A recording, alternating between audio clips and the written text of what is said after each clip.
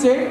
এই বোনের শরীর খারাপ হয়ে গেছিল একদিন হঠাৎ করে, ডাক্তারের কাছে গেছিল, ডাক্তার বলছে স্ট্রোক হয়েছে, কিন্তু এই বোনকে ইসিজির রিপোর্ট দিয়েছে, ইসিজির রিপোর্টে কোনো স্ট্রোক হয়নি, এই বোন নরমাল আছে। হালেলুয়া। সবার প্রথমে মহান ঈশ্বরকে জানাই ধন্যবাদ, দিদিকে জয় যিশু, মাকে জয় যিশু, বাবাকে জয় যিশু, ভবনের সবাইকে জয় যিশু। আগের দিন আমি সাক্ষ্য দিয়েছিলাম, সবাই জানে, কিন্তু আমি রিপোর্টটা আনিনি। ডাক্তার সঙ্গে সঙ্গে আমাকে যে হঠাৎ স্ট্রোক হওয়ার সঙ্গে সঙ্গে যে ব্লাড টেস্টটা দেয়, যে আরটিপি, আমি সেটাও নিয়ে এসেছি, সেটাও নর্মাল। দিদি একদিকে আমার জন্য প্রার্থনা করছিল আর একদিক দিয়ে আমার রক্ত নিচ্ছিল। ওই যন্ত্রণা, যে যন্ত্রণা আমি পুরো বেঁকে গেছিলাম, ডাক্তার ওটা দেখেই ভেবেছিল হয়তো আমার স্ট্রোক হয়েছে বা হার্ট অ্যাটাক হয়েছে বা ব্লকেজ হয়েছে।